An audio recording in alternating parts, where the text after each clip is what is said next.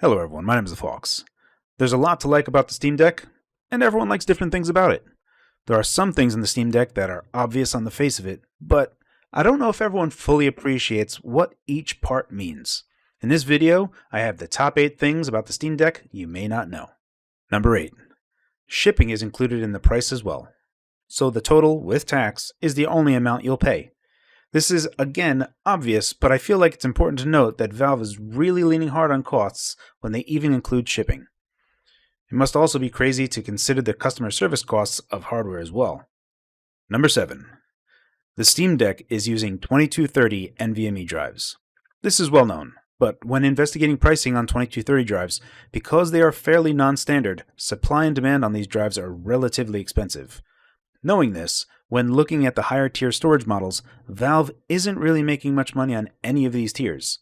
The 512GB pricing looks like Valve is making a premium on it. I've been able to find 1TB 2230 drives for around $230, so why is Valve charging a $250 premium for the 512GB model? The answer is fairly obvious, with the premium anti-glare etched glass option that gets added on. When we look at Apple charging $500 just for this glass etching on their Macs, even with Apple pricing to be considered, etching the glass on a 7-inch LCD isn't cheap, and I'd wager once again that Valve is making close to nothing on almost every tier. The entire profit sector for Valve is selling software on Steam, and since we are talking about the etched glass, that brings us to number 6. The etching on the glass of the bigger model will most likely require a specific polishing cloth to clean the screen. Much like Apple including a polishing cloth with the iMacs that have this option.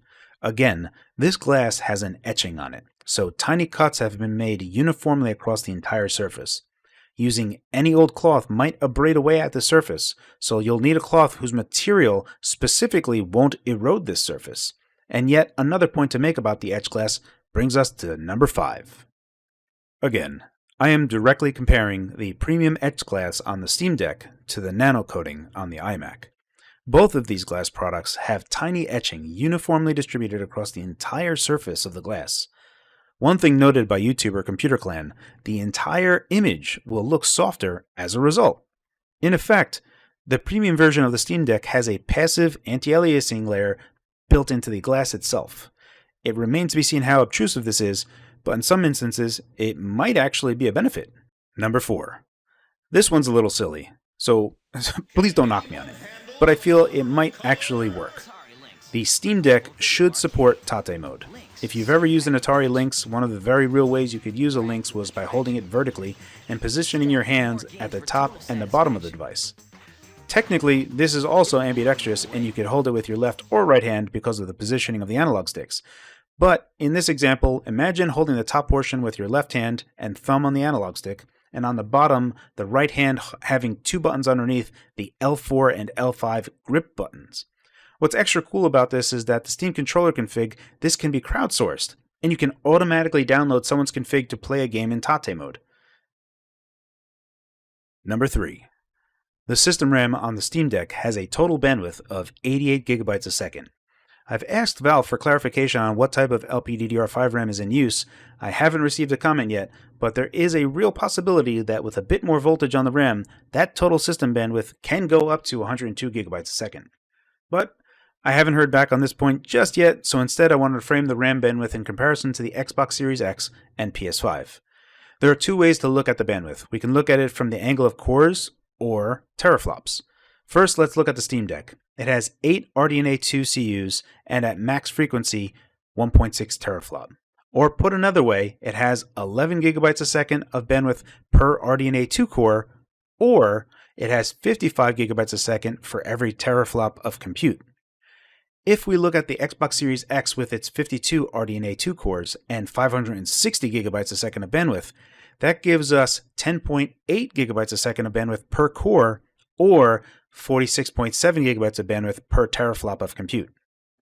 If we look at the PS5 with its 36 RDNA 2 cores and 448GB of bandwidth, that gives us 12.4GB of bandwidth per core, or 43.6GB a second of bandwidth per teraflop of compute. Whichever metric you look at here, you can clearly see that the RDNA 2 cores will be more than properly fed, and there might actually be an instance where RAM bandwidth can go higher on the Steam Deck. We're getting closer and closer to the big things I like about the Steam Deck, which is why I put this one at number 2. For years now, I've been asking GPD to include some type of kickstand on their devices because, believe it or not, I'm not always holding the device. Sometimes I just let it charge and download games in the background. In the old times, I would put the GPD Win 2 on its side just so that I knew it was getting enough air all the time.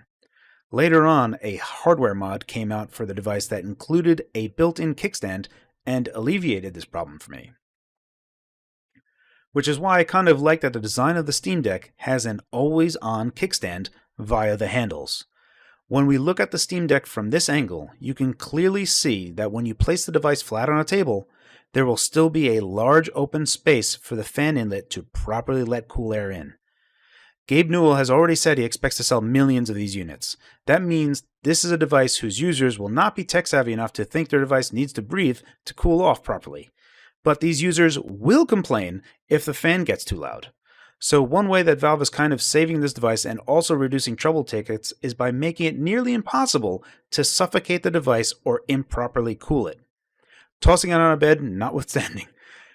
This is a very small design decision that I absolutely love and is a stealth benefit to cooling.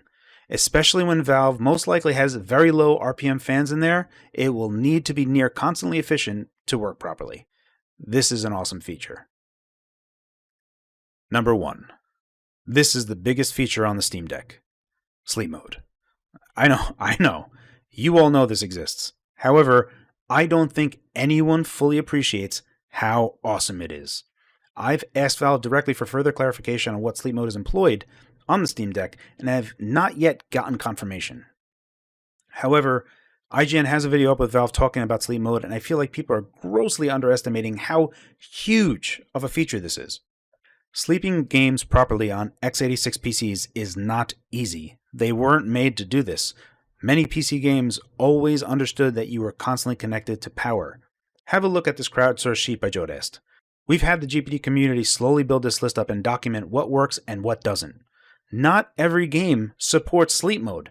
Many will outright crash when you try to wake it up. Valve clearly and openly saying sleep mode is important and always in the forefront of their mind is the right mind space to be in for a handheld device. Maybe you do realize how big this feature is. In that case, join me in being excited.